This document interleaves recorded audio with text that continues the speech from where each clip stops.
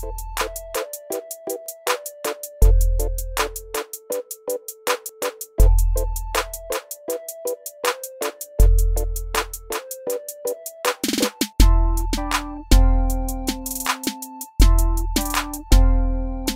est ta définition déjà pour commencer du leadership? Une capacité à la fois inspirer confiance, embarquer des gens, convaincre, fédérer, mais en même temps l'objectif derrière, c'est que le leader est reconnu que lorsque une entreprise à un moment donné a performé, qu'une société a évolué, s'est transformée et qu'on a une capacité finalement de mesurer le retour sur investissement, la création de valeur. Et pour ça, ça passe par une ambition stratégique, une vision et souvent des objectifs. Et donc pour toi, quelles seraient les qualités pour être un bon leader? Celle qui m'apparaît un petit peu primordiale, c'est la vision. Un leader doit disposer d'une vision claire. Elle donne envie aux gens de suivre cette vision, de se laisser embarquer à travers presque peut-être une sorte de voyage. Deuxième qualité, je pense que c'est la capacité d'influence. L'idée de l'influence, elle passe par la confiance. Parce que pour se laisser influencer, il faut aussi qu'il y ait, entre guillemets, une sorte de contrat de confiance établi. Le leader, il doit avoir dans cette qualité justement une sorte d'agilité relationnelle qui fasse que finalement ses collaborateurs, les gens avec qui il travaille, vont d'une certaine manière rallier sa cause et faire en sorte d'atteindre les objectifs qui leur sont confiés. Et puis je pense aussi qu'un bon leader, c'est quelqu'un qui a une capacité de communication qui est claire, sans ambiguïté, presque parfois transparente. Elle ne fait pas en sorte que les gens vont douter de la parole de la personne. Je pense que le leadership est quelque chose d'inné ou que ça se développe? Je pense qu'il y a dans les qualités qu'on a énoncées forcément une possibilité de développer.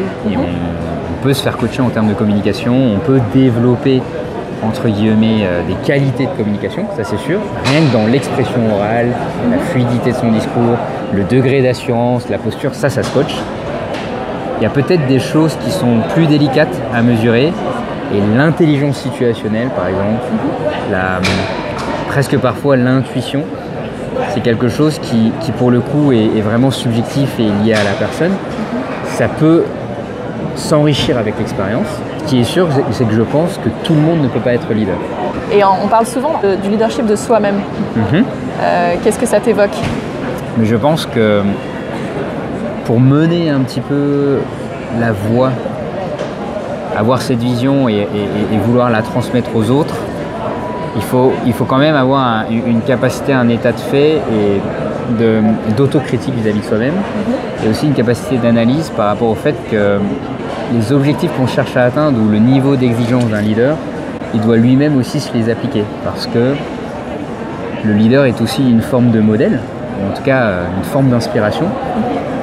Et c'est sûr que lorsqu'on véhicule comme ça une forme de rêve, de mythe, de valeur, il faut soi-même déjà les incarner jusqu'au bout. Et du coup, pour terminer, si tu avais un conseil à donner pour devenir un bon leader, réussir à développer à la fois un état constant d'ouverture d'esprit et une volonté permanente d'acceptation à la fois de la critique et de la capacité à se dire qu'on a toujours des marches à gravir et qu'on peut toujours de toute façon évoluer et faire mieux. Donc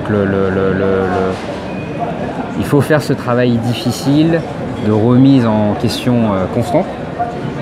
Et voilà, parfois on a besoin d'aide externe ou en tout cas besoin de repères, mais ce qui est sûr, c'est qu'un leader ne réussit jamais seul. Voilà. D'accord, on va finir sur cette belle phrase alors. Très bien. Merci. Merci à toi.